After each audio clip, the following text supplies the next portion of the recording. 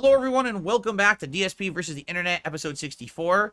Now we are heading into the standard submissions, okay? These are from people who are submissions to your members, and so they're in a randomized playlist. I went to the middle of the playlist, and we're going to hit play, all right? So let's see how this goes. We're going to start with LGR Foods.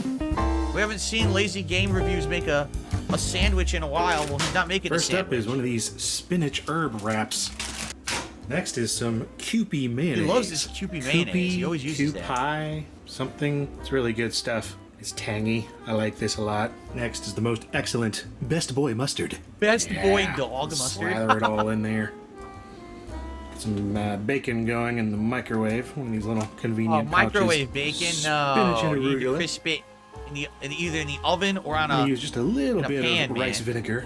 rice vinegar. I guess like dress the salad with that. Tomato. It's getting a little squishier than I thought it was. Oh, yeah. Okay, yeah, that was way more ripe than I thought it would be. But, you know, still tastes good. Some cracked pepper, a little bit of sea salt. And I got some buffalo roasted chicken breast here. It looks pretty good. That's the kind where when they make the lunch meat, basically they have the outer edge is seasoned in a certain way. So it must have the buffalo flavoring on the edges. And then it kind of seeps into the meat, although the center probably doesn't taste like buffalo at all. But I've had that before. It's pretty good. You used to have that? Arby's. Back in the day, in the 1990s and early 2000s, Arby's used to have that.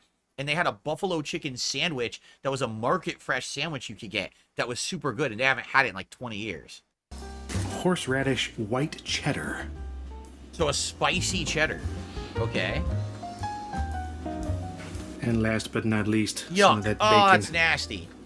No, that's nasty. Oh, yes. I'm sorry. I do not like rubbery bacon.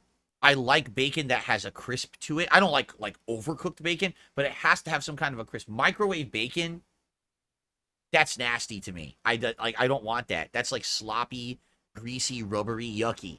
Ugh. Big chunks of fat in your mouth. Ugh. Now the fun part, rolling it up. What the? That's terrible. Did you see how he wrapped it? He made no effort at all to make an actual wrap. He just rolled it. He didn't actually try to close the ends or anything. Hey. Had to taste some of that first, sorry. And today I'm going with some Cape Cod sweet and spicy jalapeno kettle chips. Probably pretty good. Those sound good. And yeah, this one deserves a dill pickle spear. So again, what's funny about this is he's totally just making lunch for himself, which he's going to eat, and that's his lunch for the day. But he made 87,000 views on this video 7 years ago. That was right around the adpocalypse. So no exaggeration, he probably made around anywhere 50 to 100 bucks on this video. He made $50 to $100 making himself lunch. That's pretty cool. You know, DSP Tries It used to pull in maybe like 10, 20,000 views when I used to do it all the time. So it would pay for itself, you know? I freaking love wraps. Especially chicken and bacon, or turkey and bacon, or Crunchy. bacon and bacon. Maybe it's just me, but I really like when wraps like this are a little tangy. And the Kewpie mayo with that rice vinegar really does the trick. Especially combined with the spiciness of a buffalo chicken and a little bit of spicy in the chip. It's just awesome. Well, I hope you're hungry now. Because I am. Gee, thanks. Now I'm going to be starving. I'm going to be starving, and I still have 90 minutes of the show to do. How dare you, LGR? How could you do that to me? Science doesn't really know why you dream. We humans know more about solar systems light years away than we do about our nightly hallucinogenic bedtime stories. Sure, we know that you mostly dream during rapid eye movement, or REM sleep, and we know that REM sleep has a lot to do with forming memories. But why dream in all of this? What is the connection between forming memories and hyper-realistic hallucinations of picnicking with Tom Hiddleston? What the fuck? There's not really any good answers. Science doesn't really know, but there are theories. And every theory usually falls under one of two umbrellas. One side claiming that dreams have a primary function, and the other side saying that dreams are an epiphenomenon, or for those who only know regular person words, collateral damage of other primary functions.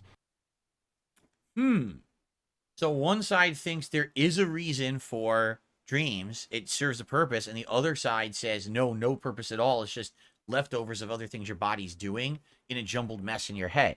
See, dreams are so odd because at least in my lifetime, some of the dreams I've had, some of them make perfect sense why I would have had the dream, right? Maybe I'm nervous about something. I have a dream about it. I spend a lot of time with the person. I have a dream about the person, right? That kind of stuff. But then you'll have nonsensical dreams. I still to this day have dreams about like stuff from my youth, like my schools I used to go to, some of the kids I hung out with when I was like in high school and stuff like that. I don't know why I still have those dreams. I don't think about those things actively ever, but somehow they've lodged themselves in my subconscious and I still have dreams about that stuff from time to time, which is really weird. Um so I wonder, again, it has to have some basis on something going on in there. It can't just be random.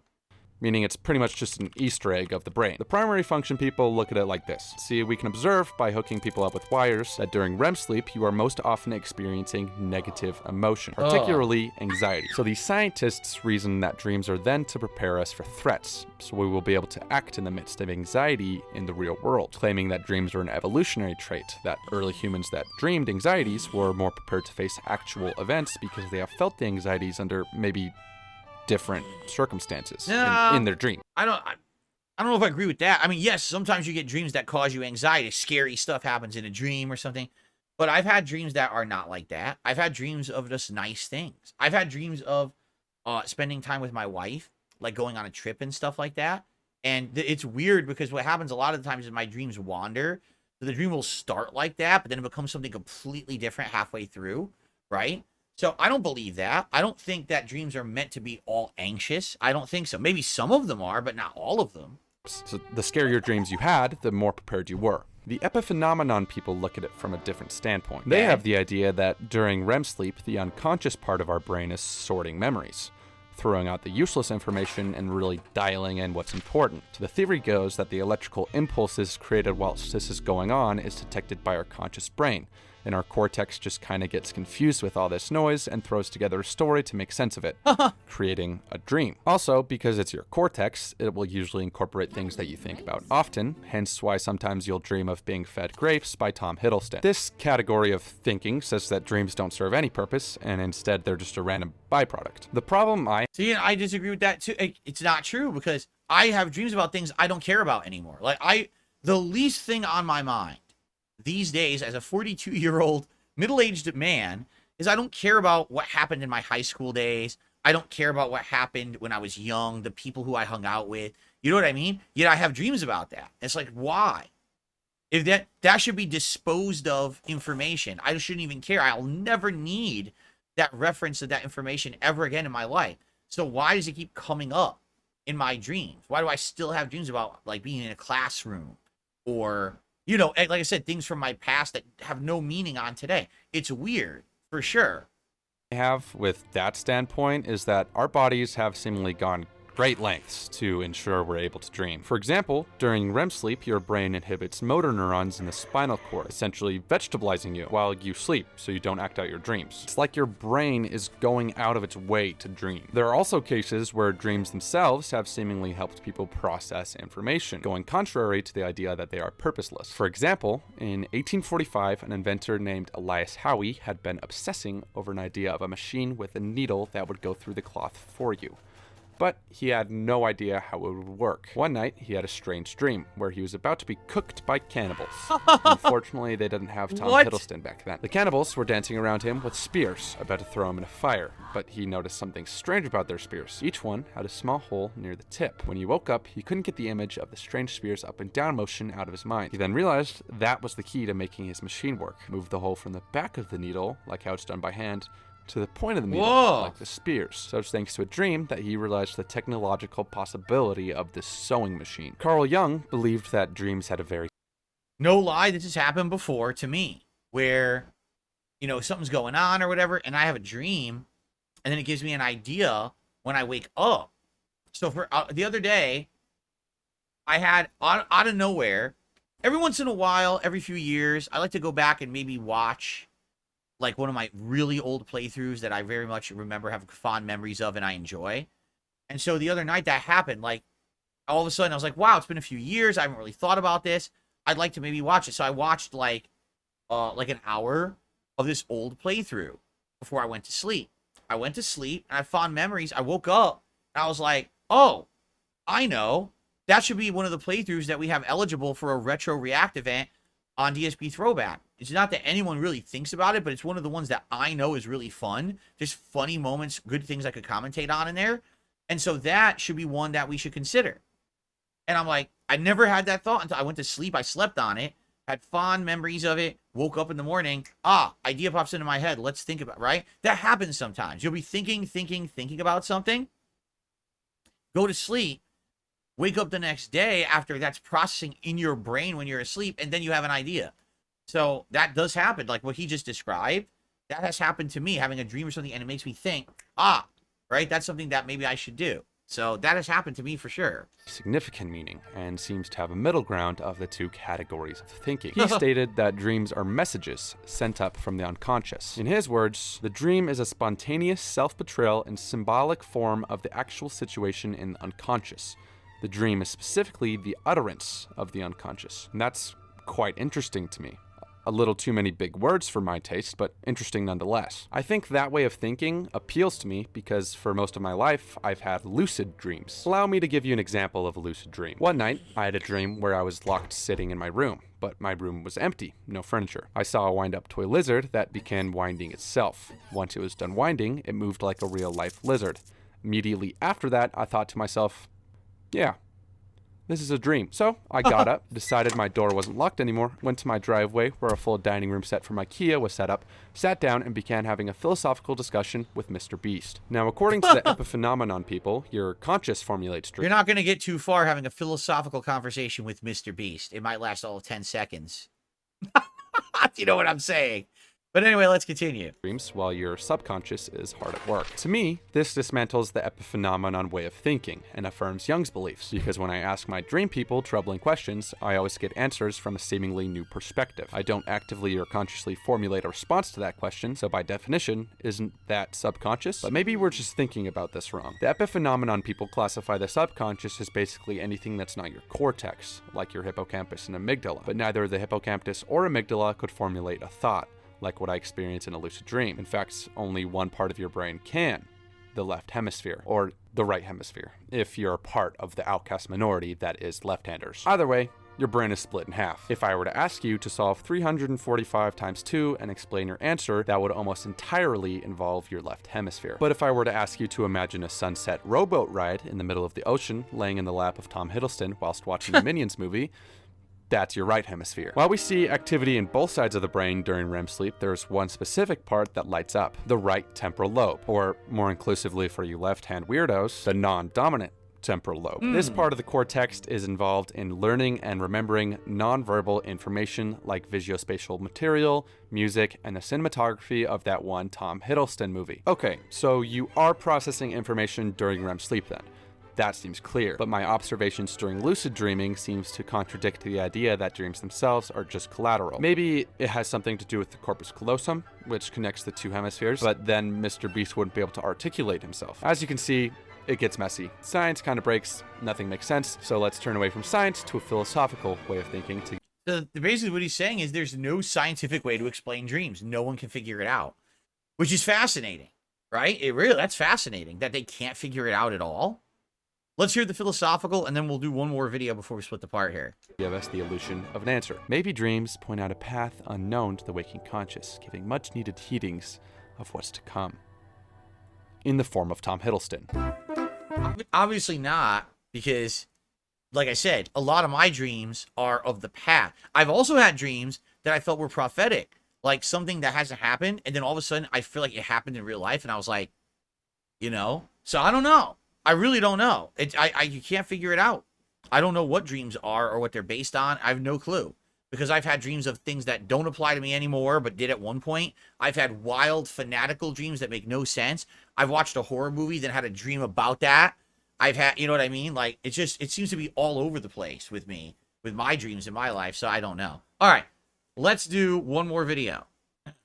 Hello, my name is Dr. Sarah Wooten, and I am a small animal veterinarian. And Literally, the name of the channel is Cats. Wow. I am here today to talk to you about the top 10 myths about cats. All right. All right, myth number 1. All purring cats are happy cats. So that one is false, fake news. So purring is a very versatile vocalization that cats use to not only communicate to other people, but also make themselves feel better. It's crazy. They've actually studied the frequency of purrs and found it to be within the healing frequency. Huh. So a cat may purr when they're happy, yes, and they'll usually give you other signs that they're happy. I actually made a whole video about that. But cats will also purr if they're very scared, or if they feel really a lot of pain, or if they feel really sick. And the reason they purr in those situations is because they're trying to help themselves feel better. So not every purring cat is a happy cat. So it's either they're purring because they're feeling good, or they're purring because they want to make themselves feel good. Get it? But that's kind of contradictory. So it could be both. Dang. To evaluate the purr in association with other signs that the cat is giving you to see whether that cat is happy or not. All right, myth number 2. Pregnant women cannot live with cats. What? False. Fake news. Never heard of that Once again, so this myth came about because cats can harbor a parasite called Toxoplasma gondii. Oh. And Toxoplasma gondii doesn't... I don't even care about that. Let's go to the next one. That was lame. Okay. Tell too many jokes. But that is my second myth to debunk. All right, myth number 3. Cow's milk is good for cats. That's awful. They cannot properly digest cow's milk. They will get sick. It's not. No. So we've all seen that nostalgic picture of a cat drinking out of a saucer of milk and have led to form our beliefs that this is... Yeah, you don't do that. Your cat will actually get sick from cow's milk. Yep. All right, number 4. I already knew that one. Number 4. They do sell milk specifically for cats that cats can digest if you're interested in that. And one of them is cat sick. Oh, here it is. So check those out if you want to feed your cat a milk-like substance. Myth number 4. Cats are most active at night. Oh, that's not true either. Cats are active based on many criteria. A lot of the times it's when their humans are active. Sometimes it's not. Like Jasper tries to wake me up in the morning sometimes. I'm like, why? And then other days he doesn't. While you might think that cats are most active at night because of your experience with your cat having the crazies or wanting to dance on your face at night, that's simply not true. Cats are what we call crepuscular. Crepuscular, isn't that a great word? It's just a fancy way of saying they're most active at dusk and at dawn. Oh, okay. So while you may have cats that have crazies at night. Okay, that makes sense. When the sun is first going down, it's getting dark. Then they get the zoomies. And then in the morning when the sun's first coming up, that's when they wake up. Okay, cool. I didn't know that. And at dawn, if there's a lot of activity at night, and hopefully that will help you sleep. Myth number 5, cats always land on their feet. They're good at it, but not always. Not true. While we have all seen maybe a cat demonstrating extreme agility and prowess midair, being able to twist and turn to land on their feet, they don't always do so. They are extraordinarily agile animals, and they do have great flexibility in their spine, but they can be injured by falls just as much as any other animal. Yeah, we've seen Jasper slip off the couch onto the floor when he's getting too comfortable and he doesn't realize he's at the edge. He goes zoop, falls right onto the floor. But rare. It's a rare thing because, like she said, they have great agility and balance and adjustment in midair. Not suffering from high-rise syndrome. Myth number 6. 1 cat year equals 7 human years. Okay, I don't know this. No, just not true. This myth originated, I don't even know, but the actuality is something very different. So the truth is, the first year of your cat's life is equal to about 15 to 18 years of human life. Wow. They're born, they go all the way through their childhood, they hit puberty, and they become adults all in the first year. The second year is maybe approximate to another 9-10 years of human life, right? So then they are, maybe in their 30s by the time they're 2. And then every year after that is equal to about 4 to 5 years. So when you think about the way a cat is aging, think about it that way instead. So basically, super duper hyper accelerated early life than a very long midlife. Is what she's saying.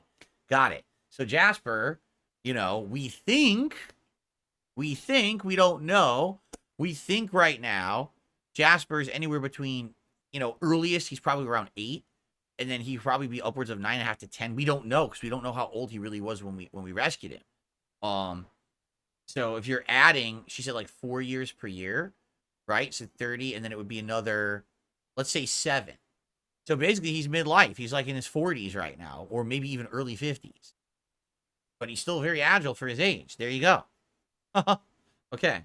7 myth. Now this is ridiculous. Declawing cats doesn't hurt. No, it ridiculously hurts. That is so false. You're cutting their fingers off. So I am a surgeon, right? I declawed cats for years because I was told to, right? I was a young veterinarian. That was what was appropriate, and they came in and I did it. And I felt terrible every single time. So much so that now I always actively counsel owners if they are seeking to have that surgery, because it can be so painful. So it's not like just trimming a nail. Oh, you're cutting their, taking their whole... A cat's claw is part of their entire 3rd digit bone. The claw is part of the bone. So the finger from here, this part. Yep, the edge. We cut that off and we de-articulate it at the joint and then close the skin over, usually with glue. We wrap it up. We put the cat on tons of pain meds and hope they do well, right? Cats, we have to use a ton of pain meds because it hurts so much. And I think about it, cutting all the fingers off. Yeah. So Awful. It hurts a lot. More than that, it can cause cats that were previously super sweet cats. Right. Change them because you think, what did you just do to me? You deformed me and I'm in so much pain. Why'd you do that? Right? You broke their trust. Okay. Next one. Myth number 8. Cats can be vegan. No. Okay, so dogs are what we call omnivores. They have been evolving with humans for tens of thousands of years. Their guts have been evolving with humans for tens of thousands of years. And if you think about it, you go back to the early human, when these wild dogs first approached them, what would they throw them? Would they throw them their high value stuff like their meats or their bones?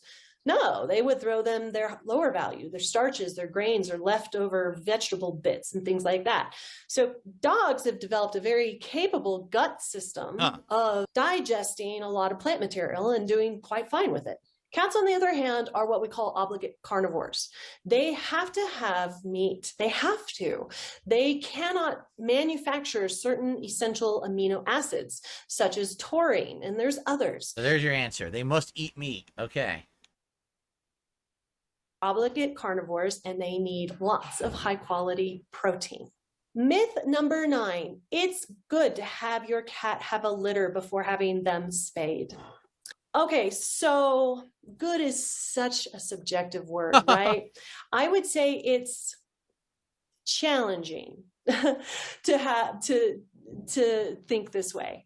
And I get it. When we anthropomorphize our own wishes and desires onto other animals, like say we want to have children, so of course they're going to want to have children too.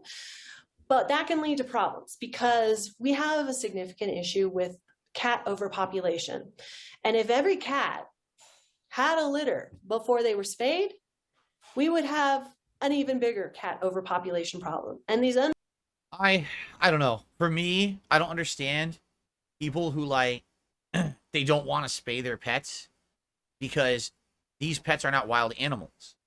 If this was a wild animal out there, free to reproduce, that's one thing. It's not. These are animals that we have had as part of human existence for thousands of years. Now we got to deal with that, right? And we can't just let them rampantly reproduce. It would be bad for them. Not just for humans, but for them as well. All right? Now, if you want your cat to naturally reproduce or your dog to naturally reproduce, that's fine. But there has to be a limit as well. You know, like it has to be responsibility. And I think a lot of people don't want to feel that level of responsibility. Is it a very tough choice to decide to spay or neuter your pet? Yes, it is. You're taking away that animal's ability to reproduce. But you're a parent, and you need to do what's right for that pet based on the situation. That pet is not a human. That pet can't make certain judgments, things for itself, can't take care of itself, So there's things you got to do. Now, should you force your pet to reproduce and then be spayed? I mean, this is ridiculous now at this point. We're getting like crazy talk, right? Like, I don't know. I don't know if I'll play God like that, but I guess it's for people to decide for themselves. Okay, last one. Responsible, because then you don't have all these other little kittens to find homes for. So that would be my myth number 9. Myth number 10, cats don't need exercise. Huh? Okay, so cats definitely need exercise. Every single mammal needs exercise. It doesn't matter what kind at all. They need exercise. I mean, that's why you need to have a place where a cat can run around and do athletic stuff, play time with the cat. That's just stupid. You wouldn't think that you would need exercise. All right. Thank you guys. Good part of DSP versus the internet. Let's split the part. We got 2 parts left in episode 64 coming. So we'll get to them in a moment. We'll continue on with this randomized playlist, and I will see you in the next part. Here we go.